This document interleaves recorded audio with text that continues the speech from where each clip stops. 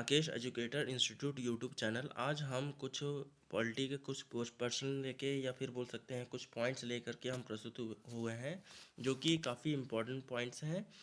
और इन पॉइंट्सों को अपने नोटबुक में नोट कर लीजिएगा, क्योंकि ये आगामी जितने भी एग्ज़ाम हैं उसमें आने की संभावना हो सकती है, क्योंकि पॉलिटी के काफ़ी अच्छे अच्छे क्वेश्चंस पूछे जा रहे हैं। यहाँ तक कि बेसिक से एडवांस तक के क्वेश्चंस पूछे जा रहे हैं। बेसिक मतलब जो कि जर्नली पूछा जाता है, और एडवांस में मतलब कुछ जो भी संशोधन हुए हैं उससे संबंधित, मतलब करंट अफेयर्स से।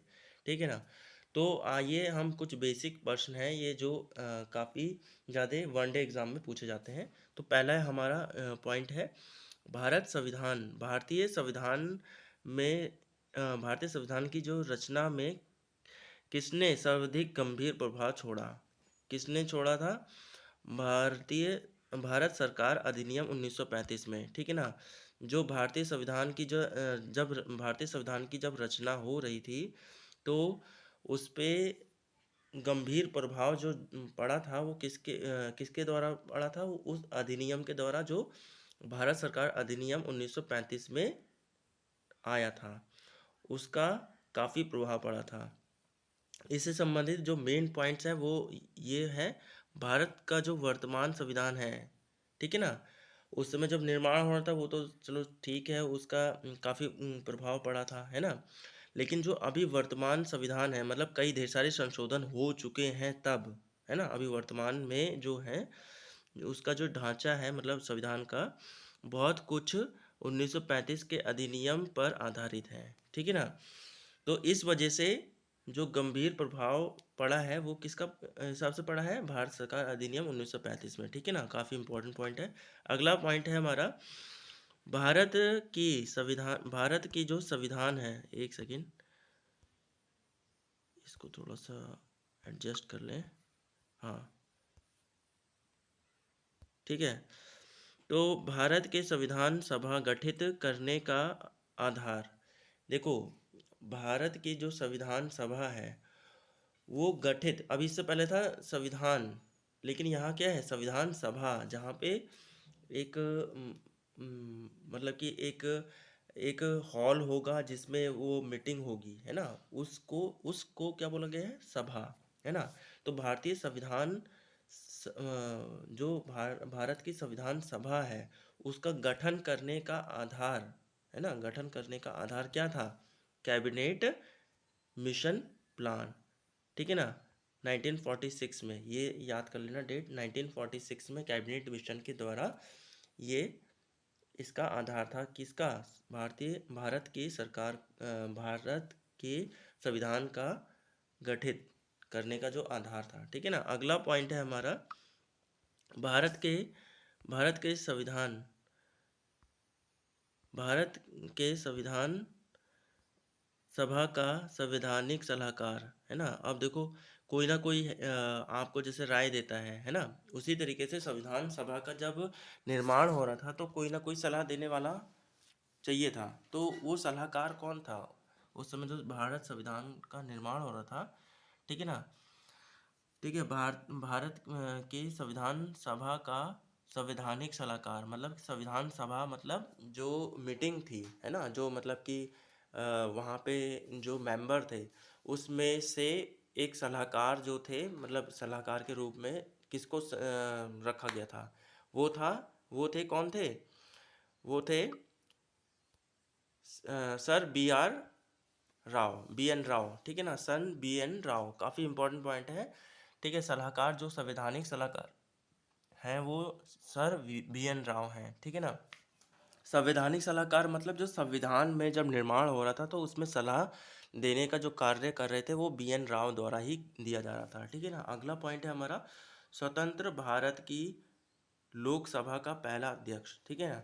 जब हमारा भारत देश आज़ाद हो गया था 1947 में, तो भारत उस समय भारत का जो लोकसभा का जो पहला अध्यक्ष था, लोकसभा का, ठीक है ना। वैसे तो लोकसभा का गठन कब हुआ था? 1952 में हुआ था।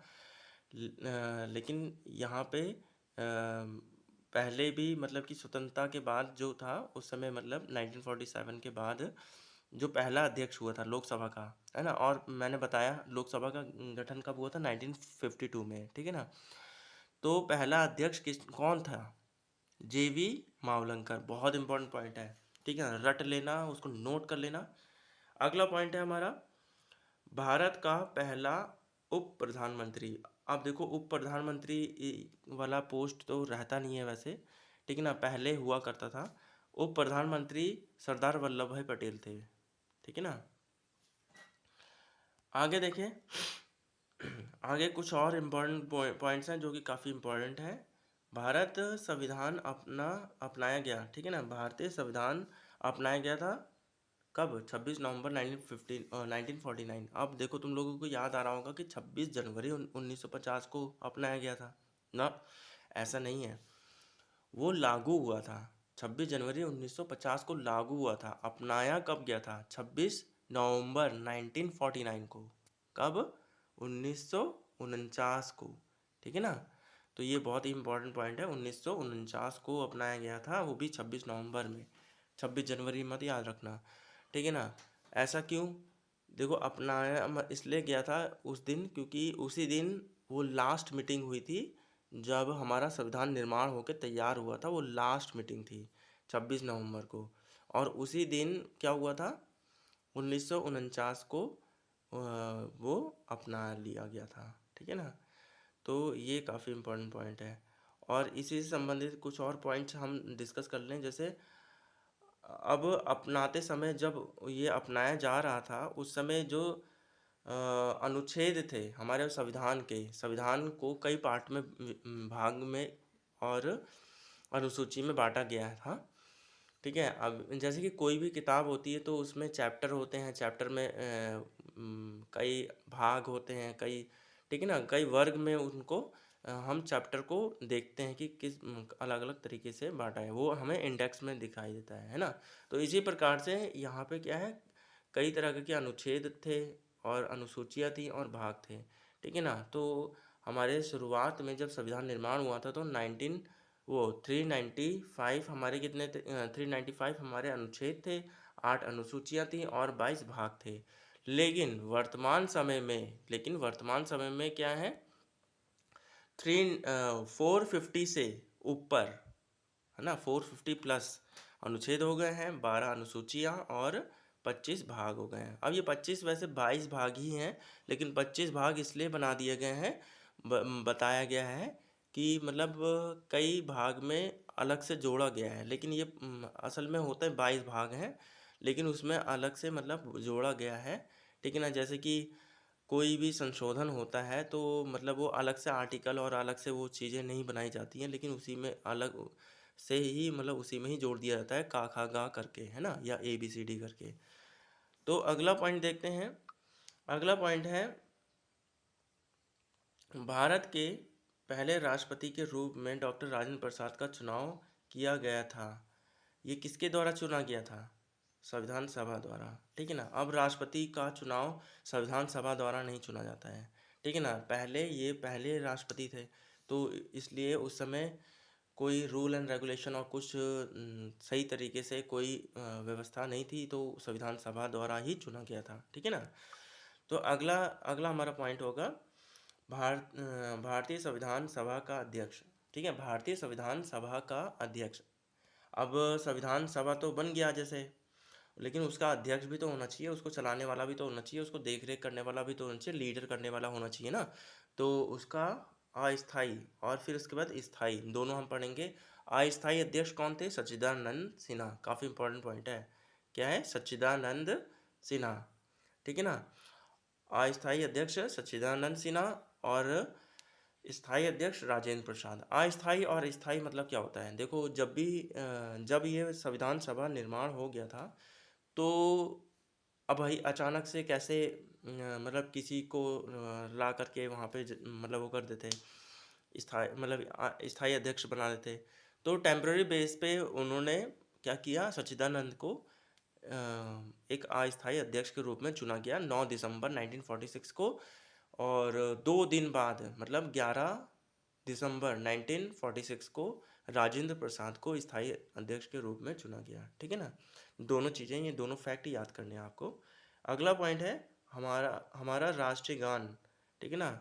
अगला पॉइंट क्या है, हमारा राष्ट्रीय गान जो है पहली बार कब और कहाँ गाया गया, ये काफ़ी इंपॉर्टेंट पॉइंट है। पहली बार कब गाया गया, 27 दिसंबर 1911। 27 दिसंबर 1911 में गाया गया, कहाँ, कोलकाता में, ठीक है ना। काफ़ी इंपॉर्टेंट पॉइंट है। हमारा राष्ट्रीय गान पहली बार कब और कहाँ गाया गया, 27 दिसंबर 1911 कोलकाता में, ठीक है। इसी प्रकार से अगला पॉइंट है हमारा, भारतीय संविधान लागू हुआ था कब, 26 जनवरी 1950। इसलिए हम लोग गणतंत्र दिवस मनाते हैं, है ना, ठीक है। इसलिए हम लोग क्या करते हैं, हर साल गणतंत्र दिवस इसी दिन मनाते हैं। इसी प्रकार से हमारा अगला पॉइंट होता है, अगला पॉइंट है स्वतंत्र भारत में पहली महिला राज्यपाल, है ना, पहली महिला राज्यपाल, ये भी काफ़ी इंपॉर्टेंट पॉइंट है, श्रीमती सरोजनी नायडू, श्रीमती सरोजनी नायडू, ठीक है। ये और राज्यपाल पहली बार कहाँ की बनी थी, ये यूपी की बनी थी। राज्यपाल जैसे कि केंद्र में होता है राष्ट्रपति, उसी तरीके से राज्य में होता है राज्यपाल, ठीक है ना। और कब से कब तक, ये 15 अगस्त 1947 से लेके 2 मार्च 1949 को। और एक और बात है, सरोजनी नायडू को एक और चीज़, एक नाम से बोला जाता है, क्या, एक नाम इनको पुकारा जाता था, सरोजनी नायडू को, सरोजनी नायडू को बोला जाता था,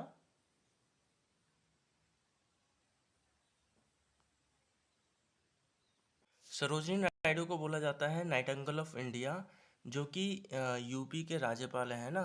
तो और आगे हम देखते हैं कि भारत संविधान की प्रारूप समिति के अध्यक्ष कौन थे, बी आर अम्बेडकर। ये काफ़ी इंपॉर्टेंट पॉइंट हो जाता है हमारा, ठीक है। बी आर अम्बेडकर को किसके अध्यक्ष बनाया गया था, प्रारूप समिति के अध्यक्ष, ठीक है। प्रारूप समिति होता क्या है, पहली बात तो है प्रारूप मतलब क्या होता है। प्रारूप मतलब होता है कि कोई भी, जैसे कि संविधान जो हमारा जो भारतीय संविधान है उसका ऐसा जो प्रारूप समिति, जो कि मतलब एक 7 लोगों का समिति बनाई गई थी, जो कि जिनके अंडर में ये संविधान का जो निर्माण हो रहा था, वो उस कार्य को देख रेख में हो रहा था। वो भी किनके देख रेख में, जो प्रारूप समिति के अध्यक्ष थे बी आर अम्बेडकर, ठीक है। 7 मेंबर का ये समिति बनाई गई थी, ठीक है।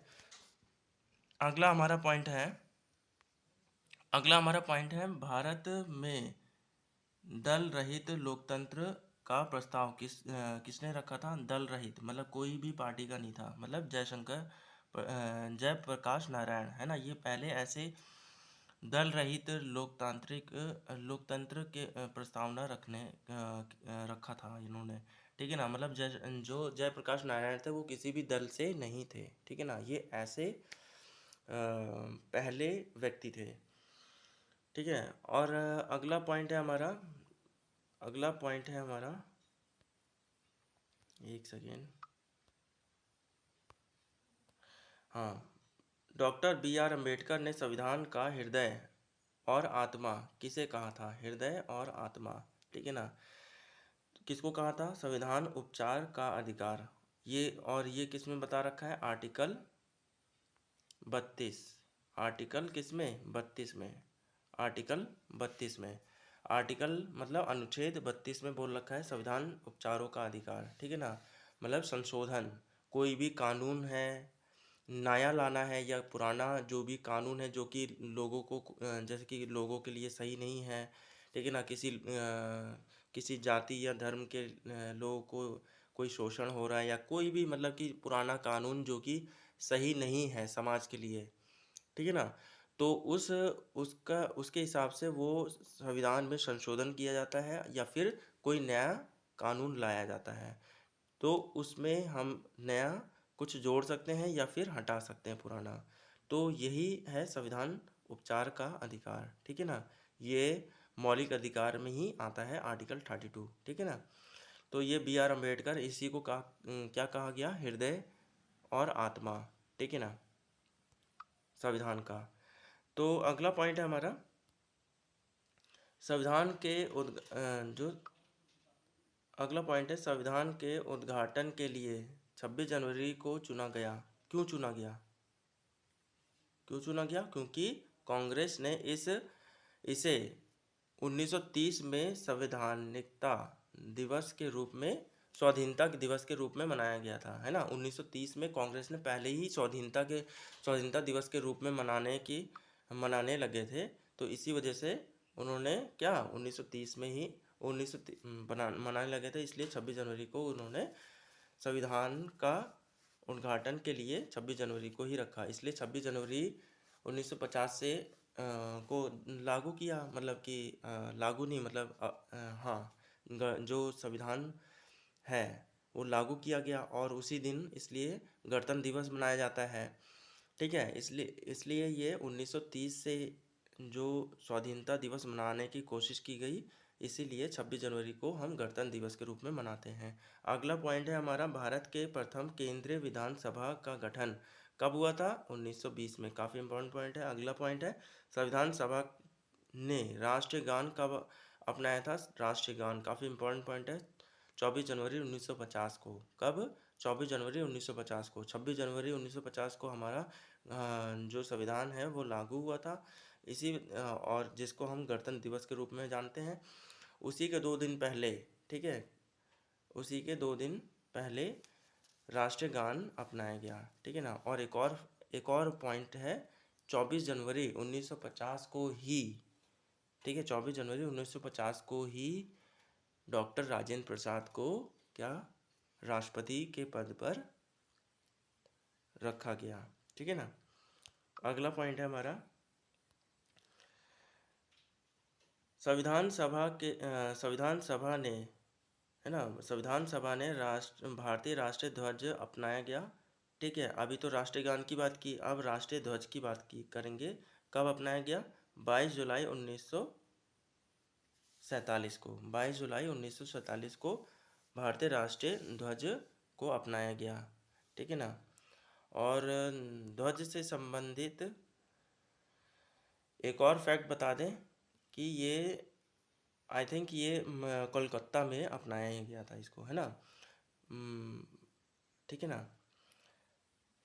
फहराने का वैसे याद है, फहराने का है, मतलब कोलकाता में फहराया गया था, है ना। आगे देखते हैं, अगला पॉइंट है हमारा, संविधान के मसौदा समिति के समक्ष प्रस्तावना किसके द्वारा प्रस्तुत की गई, है ना। संविधान की मसौदा समिति, है ना, संविधान की मसौदा समिति के समक्ष प्रस्तावना किसके द्वारा प्रस्तुत की गई थी? जवाहरलाल नेहरू, है ना। मसौदा मतलब जैसे कि तुम कोई भी अगर कोई भी कुछ एक बुक जैसे तैयार कर रहे हो, कुछ भी कहानी लिख रहे हो, तो एक उससे पहले एक क्लू रखोगे, मतलब कहने का मतलब है एक रफली उतार लोगे कि हाँ ये मैं पॉइंट रखूँगा, ठीक है ना। इसी तरीके से हमारा जो संविधान, हमारा जो निर्माण होने से पहले मतलब कुछ ऐसे मसौदा तैयार किया गया, मतलब एक रफ मतलब उसका बना लिया गया कि इस तरीके से मतलब रहेगा, तो उसी को वो रखा है मसौदा समिति, ठीक है। तो ये प्रस्तावना किसके द्वारा प्रस्तुत किया गया था? जवाहरलाल नेहरू। और वो भी कब? ये भी इम्पोर्टेंट पॉइंट है, पूछा जाता है कब। जैसे कि 11 दिसंबर 1946 को, है ना, 11 दिसंबर 1946 को राजेंद्र प्रसाद को क्या बनाया गया था? स्थायी अध्यक्ष बनाया गया था, है ना, भारतीय संविधान सभा का। और उसी के बाद 13 दिसंबर 1946 को जवाहरलाल नेहरू ने क्या रखा? प्रस्तावना रखी गई, किसकी? मसौदा समिति का, ठीक है ना। तो आज के लिए ये इम्पोर्टेंट पॉइंट्स इतना ही, ठीक है। आने वाले समय में और भी इम्पोर्टेंट पॉइंट्स देंगे, और लाइक करें, सब्सक्राइब करें और शेयर करें। Thank you. जय हिंद, जय भारत।